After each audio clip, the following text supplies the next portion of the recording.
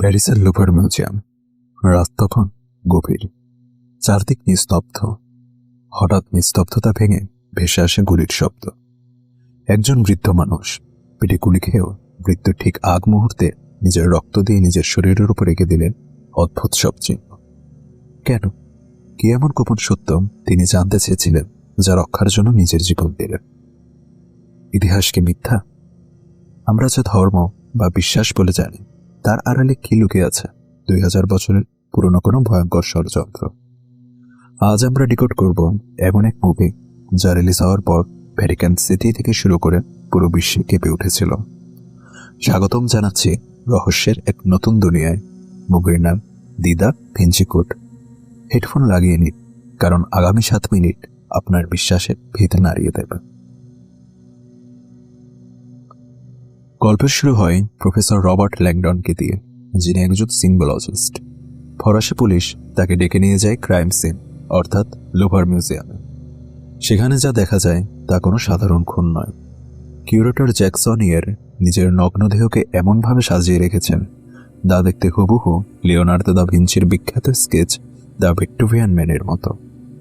সবচেয়ে অদ্ভুত ব্যাপার হলো লাশের পাশে রক্ত দিয়ে লেখা কিছু এলোমেলো সংখ্যা এবং একটি নাম, রবার্ট ল্যাংডন। পুলিশ ভাবে খুনি ল্যাংডন নিজেই। কিন্তু আসল খেলা শুরু হয় যখন ফরাসি পুলিশের ক্রিপ্টোলজিস্ট সোফি নেভু সেখানে প্রবেশ করে। সে ল্যাংডনকে গোপনে জানায়, আপনি ফাঁদে পড়েছেন। এই কোডগুলো আপনার নাম নয়, বরং বাঁচার রাস্তা। এদিকে গল্পের ভিলেন বা খলনায়ক কে জানেন? একজন অ্যালবিনো সন্ন্যাসী, নাম সাইলাস।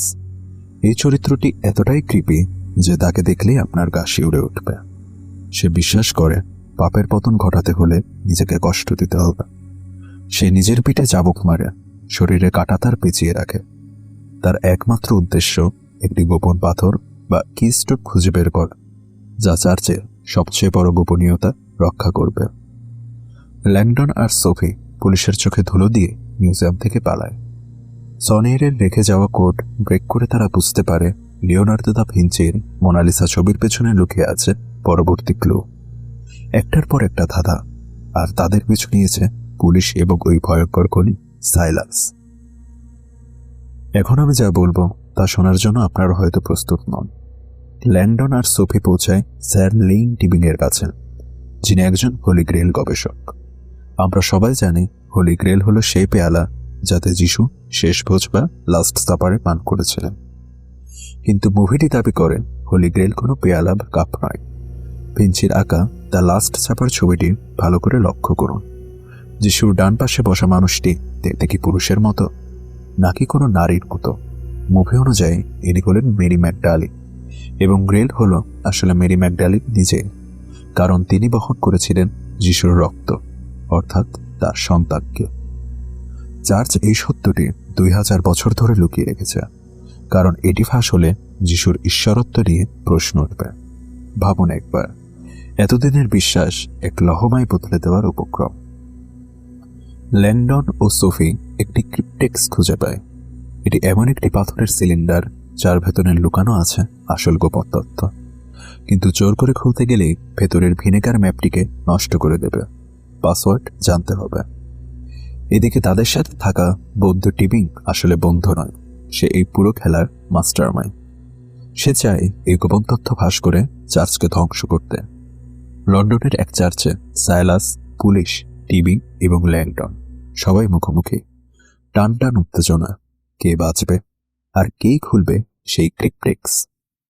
ল্যাংডন কি পারবে পাসওয়ার্ড ব্রেক করতে? পাসওয়ার্ডটি লুকিয়েছিল আইজ্যাক নিউটনের কবরের উপর থাকা একটি আপেলের মধ্যে। শব্দটি হলো অ্যাপেল। মুভির শেষে জানা যায় এক অবিশ্বাস্য সত্য। সোফি নেপু, যে নিজেকে এতিম ভাবত, সে আসলে যিশু এবং মেরি ম্যাগডালিনের বংশধর। জ্যাকসনিয়ের তাকে ছোটবেলায় লুকিয়ে রেখেছিলেন তাকে রক্ষা করার জন্য।